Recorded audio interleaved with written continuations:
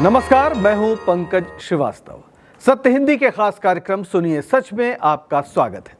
आज बात करेंगे 1971 के युद्ध की जिसने बांग्लादेश को जन्म दिया। आजकल सोशल मीडिया में ये चर्चा जोरों पर है कि इंदिरा गांधी चाहती तो इस युद्ध के बाद पीओके यानी पाक अधिकृत कश्मीर को वापस ले सकती थी, लेकिन उन्होंने कमजोरी दिखाई। क्या तत्कालीन अंतर्राष्ट्रीय स्थिति को देखते हुए ऐसा कर पाना संभव था, या फिर ये हालिया मिलिट्री ऑपरेशन के जरिए पीओके हासिल करने का ऐलान कर चुके लोगों की हताशा है? सीज फायर से उनका दिल टूट गया है, लेकिन प्रधानमंत्री मोदी की महाबली छवि को बरकरार रखने के लिए पूर्व प्रधानमंत्री इंदिरा गांधी को निशाना बनाया जा रहा है, क्योंकि सीज फायर के बाद लोगों को इंदिरा गांधी की याद आ रही है। मिलेंगे इन तमाम सवालों के जवाब अगर आप ये वीडियो पूरा देखेंगे। तो शुरू करते हैं इस तस्वीर से। ऑपरेशन सिंदूर, ये हाल में जो मिलिट्री ऑपरेशन हुआ पहलगाम हमले के बाद, ये उसकी कुछ तस्वीरें हैं। प्रधानमंत्री मोदी ने ऐलान किया कि अब एक बड़ी कार्रवाई आतंकवादियों के खिलाफ होने जा रही है और सीधे पाकिस्तान पर, वहां पर जो आतंकी ठिकाने थे उन पर हमला हुआ और इसकी काफी चर्चा थी। चर्चा यह भी थी कि इस बार तो मोदी जी बिना पीओके को आजाद कराए चैन नहीं लेंगे, लेकिन अचानक 4 दिन बाद ही सीज फायर हो गया। इसके साथ ही मोदी को महाबली मानने वाले उनके समर्थकों में हताशा छा गई। ऊपर से अमेरिकी राष्ट्रपति का यह कहना कि उन्होंने ट्रेड बंद करने की धमकी देकर यह जंग रुकवाई है, जले में नमक छिड़कने जैसा रहा। इस बीच सोशल मीडिया में एक ऐसा नेता को लेकर लहर उठी जिन्हें कोसने में बीजेपी और आरएसएस ने पूरी ताकत लगाई हुई है। वे थी पूर्व प्रधानमंत्री इंदिरा गांधी। इंदिरा गांधी की इस तस्वीर को देखिए, और ये कार्टून है दरअसल जो फिलहाल काफी वायरल हुआ, जिसमें वो अपने हाथ से पाकिस्तान के 2 टुकड़े कर रही हैं। सोशल मीडिया में ऐसी पोस्ट और मीम्स की लहर उठी जिसमें लोगों ने इंदिरा गांधी की बहादुरी को सलाम किया। 1971 के युद्ध में अमेरिकी राष्ट्रपति निक्सन की आंख में आग डालने वाली इंदिरा और मौजूदा अमेरिकी राष्ट्रपति ट्रंप के सामने झुके झुके नजर आने वाले मोदी जी की तुलना शुरू हो गई। ऐसे में मोदी के जो छवि निर्माता हैं, जो छवि प्रबंधक हैं, उनकी ओर से इंदिरा गांधी पर पलटवार शुरू हो गया। कहा जाने लगा कि अगर इंदिरा गांधी चाहती तो 1971 में 93,000 युद्ध बंदियों के एवज में पीओके को आजाद करा लेती, यानी दोष मोदी का नहीं, इंदिरा गांधी का है। तो आइए समझते हैं कि 1971 में आखिर हुआ क्या और कौन सी परिस्थितियों में इंदिरा गांधी को काम करना पड़ा। तो इस तस्वीर को गौर से देख लीजिए। यह तस्वीर जब बंटवारा हुआ, इधर पाकिस्तान इधर बांग्लादेश, यानी दोनों तरफ भारत के बांग्लादेश था। द्विराष्ट्रवाद के नफरती सिद्धांत पर बना पाकिस्तान बांग्ला संस्कृति और भाषा को बर्दाश्त नहीं कर सका। हालांकि दावा तो यह था कि सारे मुसलमान एक राष्ट्र हैं और इसलिए उनको अलग देश चाहिए, यही कहा था जिन्ना ने। लेकिन शेख मुजीबुर रहमान जो अवामी लीग के नेता थे, उन्होंने दिसंबर 1970 में पाकिस्तान के आम चुनाव में भारी जीत हासिल की। उनकी पार्टी अवामी लीग ने पूर्वी पाकिस्तान, यानी यहाँ जो चुनाव हुआ, जो अब बांग्लादेश है, वहाँ 167 में से 160 सीटें जीती थी, जिससे वे राष्ट्रीय संसद में बहुमत वाली पार्टी बन गए, यानी अवामी लीग को बहुमत मिला। जाहिर है प्रधानमंत्री बनने का हक शेख मुजीबुर रहमान का था, लेकिन मुजीब की जीत ने पश्चिमी पाकिस्तान के सैन्य और राजनीतिक नेतृत्व, विशेष रूप से जनरल याहिया खान और जुल्फिकार अली भुट्टो को असहज कर दिया। वे पाकिस्तान यानी पूर्वी पाकिस्तान के नेतृत्व को, जो उनकी नज़र में बंगाली थे, बहुत तहजीब वाले नहीं थे, वगैरह वगैरह, जिनकी भाषा उन्हें पसंद नहीं आ रही थी, वे उन्हें सत्ता सौंपने के लिए तैयार नहीं थे। यानी पूरे पाकिस्तान के नेता बतौर एक बंगाली मुसलमान सामने आए, ये उन्हें बर्दाश्त नहीं हो रहा था।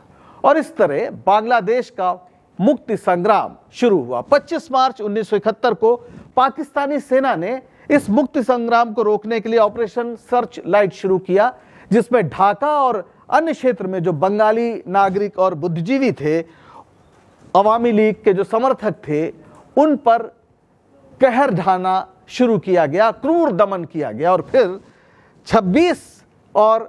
26 मार्च यानी 25-26 को शेख मुजीबुर रहमान को ढाका में उनके घर से गिरफ्तार कर लिया गया। उन्हें पश्चिमी पाकिस्तान यानी जो आज का पाकिस्तान है वहां ले जाया गया और मियांवाली जेल में कैद कर दिया गया। पाकिस्तान की सरकार ने उन पर देशद्रोह का मुकदमा चलाया और उन्हें फांसी की सजा देने की धमकी दी। अवामी लीग के जो कार्यकर्ता थे, जाहिर है वो काफ़ी उत्तेजित थे और उन्होंने इस पूरी जो सरकार की कवायद थी, पाकिस्तानी सेना की कवायद थी, उसके खिलाफ अपना मुक्ति युद्ध तेज कर दिया। और जाहिर है वो एक सशस्त्र संघर्ष था। इस मुक्ति युद्ध में लाखों बंगालियों का नरसंहार हुआ। करीब 1 करोड़ शरणार्थी भारत चले आए, जिससे भारत पर आर्थिक और सामाजिक दबाव बढ़ गया। ऐसी स्थिति में प्रधानमंत्री इंदिरा गांधी ने ऐतिहासिक कदम उठाने का फैसला किया। इंदिरा जी की ये तस्वीर आप जरूर पहचानते होंगे जब वो प्रधानमंत्री थी और उस समय इनके सामने एक काफी गंभीर समस्या पैदा हो गई जब शरणार्थी जो बांग्लादेश के मुक्त युद्ध के बीच भारत में चले आए थे। ऐसे में इंदिरा गांधी ने इस पूरे समस्या को क्षेत्रीय मुद्दा नहीं रहने दिया, बल्कि इसे वैश्विक मंच पर उठाया। शरणार्थी संकट को दुनिया के सामने रखा और युद्ध की तैयारी शुरू कर दी, क्योंकि उन्हें समझ में आ गया कि पाकिस्तान जिस तरह से सैन्य हस्तक्षेप कर रहा है, इसका जो नतीजा होगा वो युद्ध में ही होगा।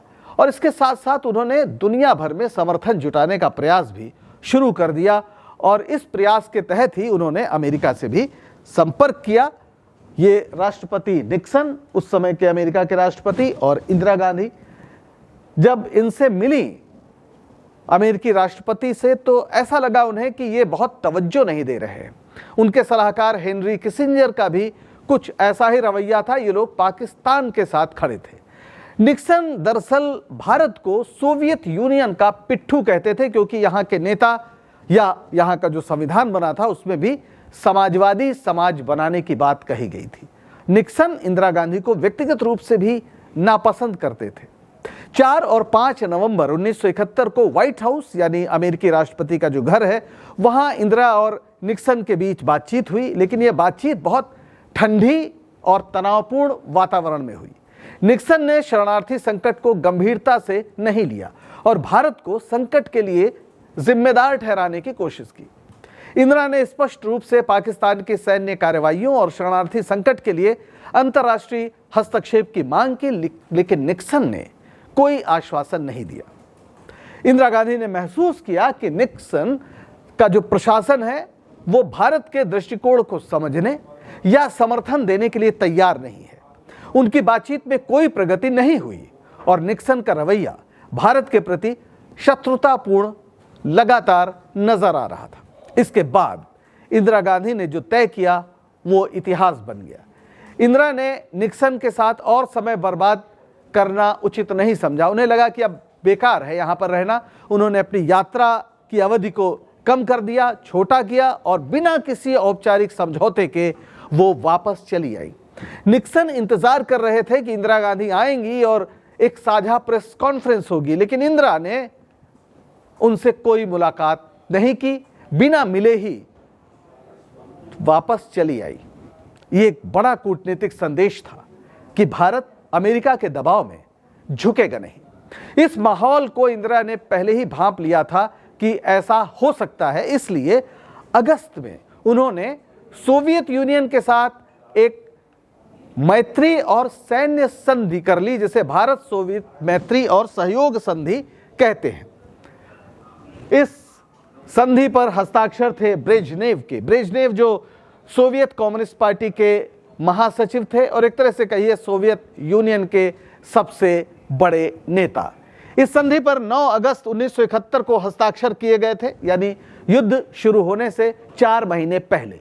इसमें कहा गया था कि आक्रमण होने की स्थिति में दोनों देश एक दूसरे की सहायता करेंगे, यानी अगर भारत पर कोई हमला होता है तो सोवियत यूनियन भारत की मदद के लिए आएगा और अगर सोवियत यूनियन को कोई संकट होगा तो भारत भी सैन्य हस्तक्षेप करेगा। इस जो ये संधि थी, इसने जो अमेरिका का दबाव था, चीन का दबाव था, उसको बेअसर कर दिया। भारत ने इसके साथ साथ यूनाइटेड नेशंस का भी दरवाजा खटखटाया, शरणार्थी समस्या को वहां उठाया और पश्चिमी देशों को एक तरह से उनके सामने पूरी तस्वीर रखी और उनका नैतिक समर्थन हासिल किया।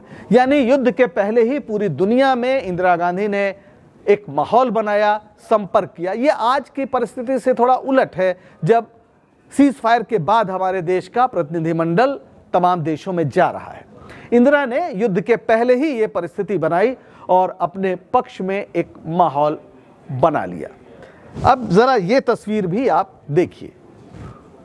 3 दिसंबर 1971 को युद्ध शुरू हुआ और उससे जुड़ी हुई ये तस्वीरें हैं। इंदिरा गांधी खुद मोर्चे पर, जनरल मानेकशॉ जो दरअसल इस पूरे अभियान के नेतृत्व करता थे, सैम बहादुर जिन्हें कहते हैं, और पूरी ये तस्वीरें किस तरह से इंदिरा गांधी ने मोर्चे पर जाकर, तमाम मोर्चों पर जाकर सेना का उत्साह बढ़ाया।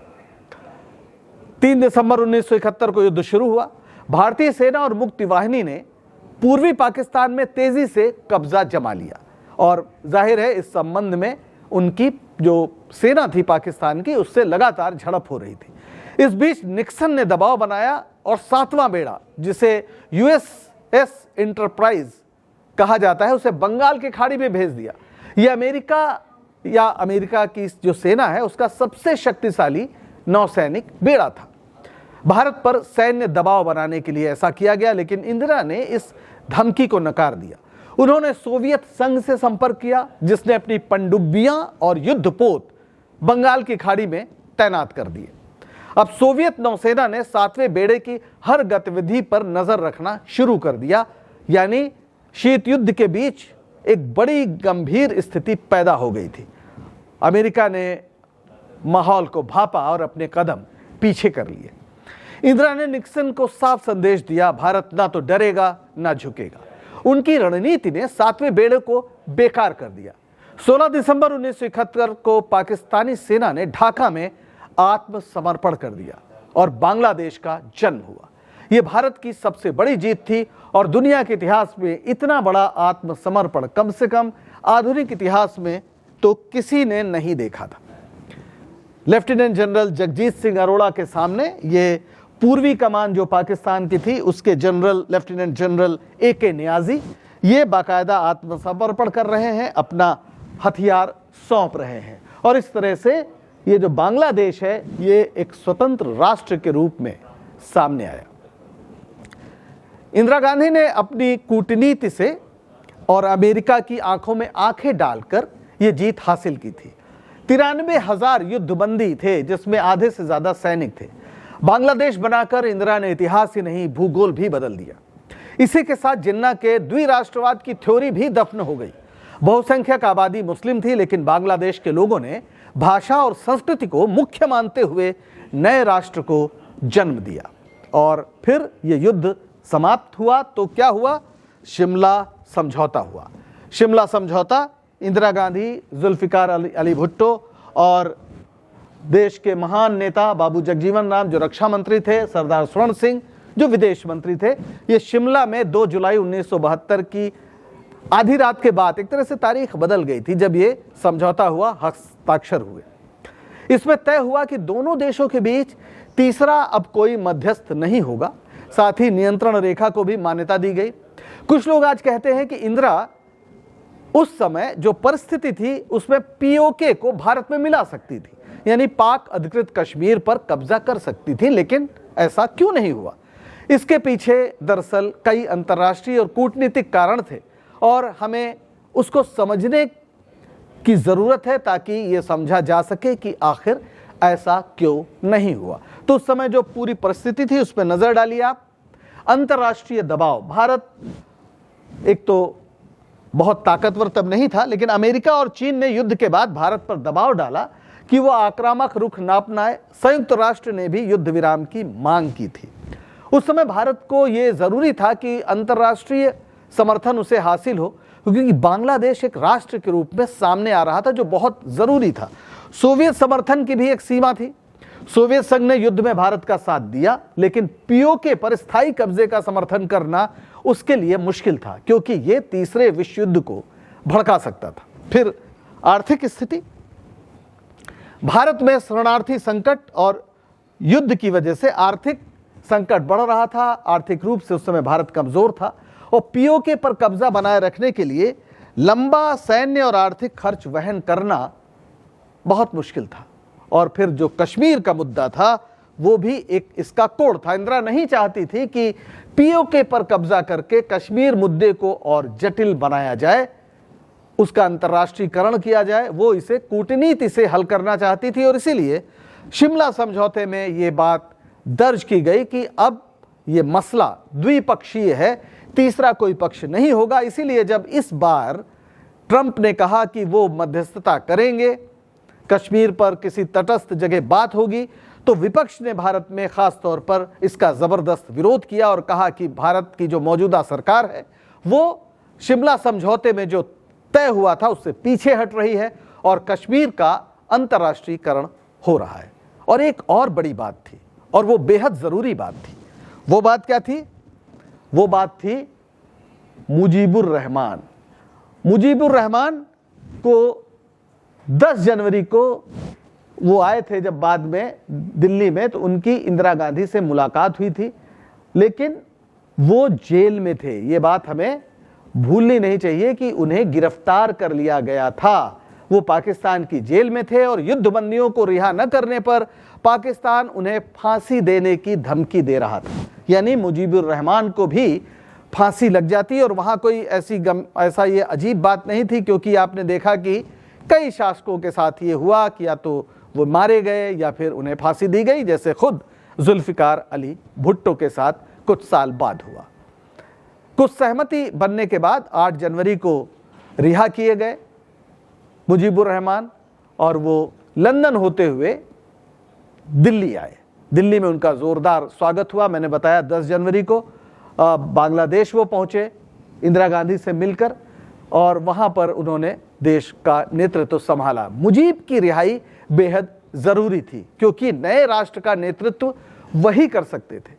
पाकिस्तान ने उनकी जान को तुरुप के पत्ते की तरह इस्तेमाल किया और उनके बिना जो नया जन्मा एक देश था बांग्लादेश, वो टूट सकता था और जिससे भारत की पूरी जो लड़ाई थी, जो पूरा युद्ध था, वो बेकार हो जाता।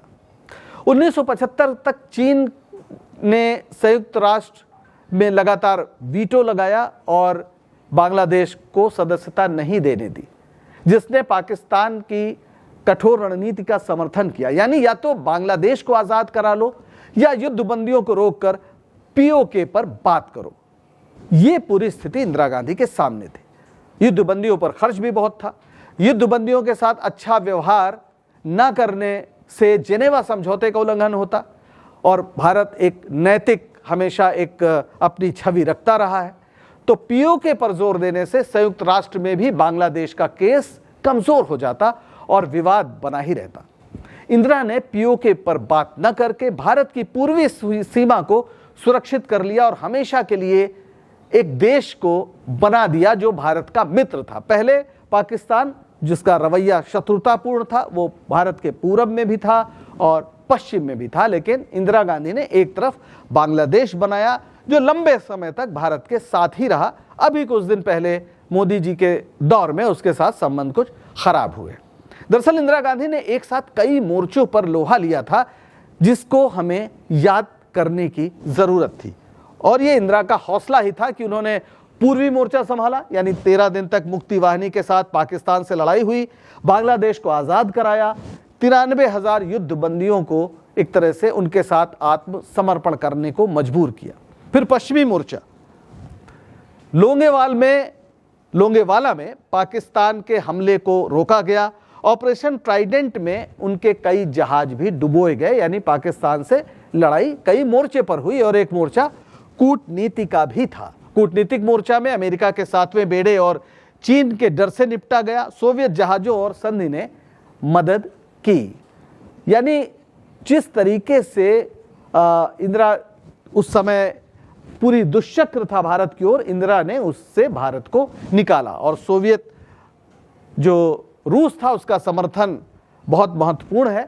2025 के कोई समर्थन नहीं के विपरीत आज कहा जा रहा है कि कोई समर्थन नहीं है, उस समय सोवियत रूस के सक्रिय समर्थन ने भारत की जीत को संभव बनाया। ये बात हमें भूलनी नहीं चाहिए कि युद्ध के पहले ही इंदिरा गांधी ने पूरी दुनिया में एक समर्थन हासिल किया। इस बार तो भारत के साथ खुलकर कोई नहीं है, एक इजराइल को छोड़ दिया जाए। अफगानिस्तान की बात आई थी, लेकिन अब पता चल रहा है कि वो भी चीन के साथ खड़ा है, और जो खास तौर पर उसका जो चाइना पाकिस्तान इकोनॉमिक कॉरिडोर है जो पूरा पाकिस्तान से गुजर रहा है, उसमें अफगानिस्तान भी शामिल हो रहा है। तो इस तरह से भारत इस समय केवल इजराइल उसके पक्ष में रहा, लेकिन 71 में ऐसी स्थिति नहीं थी। हालांकि ये भी याद रखना होगा कि तब भारत इतना ताकतवर नहीं था कि दुनिया को नजरअंदाज कर सके। आज तो वो चौथी सबसे बड़ी अर्थव्यवस्था है, चौथी सबसे बड़ी फौज है उसके पास, लेकिन तब आज़ादी मिले 25 साल भी नहीं हुए थे। 93,000 युद्धबंदियों को खिलाना बेहद महंगा था। भोजन, दवाइयाँ, शिविरों पर रोज होने वाला लाखों का खर्च, साथ ही 10 मिलियन पूर्वी पाकिस्तानी शरणार्थी यानी 1 करोड़। भारत का खजाना खाली था। युद्धबंदियों को हमेशा रखना भारत को दिवालिया कर देता। समझौता करके नियंत्रण रेखा को मान्यता दिलाने के साथ साथ लद्दाख में 800 वर्ग किलोमीटर भी भारत को हासिल हुआ। पीओके मांगने से बातचीत बिगड़ती, अराजकता फैलती और दुनिया नाराज हो जाती। इंदिरा गांधी ने चतुराई से खेला, नरमी से नहीं। वैसे क्या आप जानते हैं 1971 में इंदिरा गांधी ने अपनी कूटनीति और साहस से इतिहास रचा। उन्होंने निक्सन को जवाब दिया, 7वें बेड़े को नाकाम किया और बांग्लादेश को आज़ाद कराया। आज जो लोग मौजूदा सरकार की नाकामी ढकने के लिए इंदिरा गांधी को कोस रहे हैं, वे नहीं जानते कि वे कितना बड़ा अपराध कर रहे हैं। कहां 7वें बेड़े की परवाह न करने वाली, निक्सन को ठेंगे पर रखने वाली इंदिरा गांधी, और कहां ट्रेड की धमकी देकर सीज फायर कराने की घोषणा करने वाले ट्रंप को कोई जवाब न देने वाली मोदी सरकार। कोई दोनों की तुलना कर भी कैसे सकता है। आज के लिए बस इतना ही। सच बताने का हमारा यह प्रयास आपको पसंद आ रहा हो तो लाइक करें, शेयर करें और सब्सक्राइब करें। सत्य हिंदी का ऐप भी डाउनलोड करें, जो डिस्क्रिप्शन में आपको नीचे मिल जाएगा। अब दीजिए इजाजत और बने रहिए सत्य हिंदी के साथ। नमस्कार।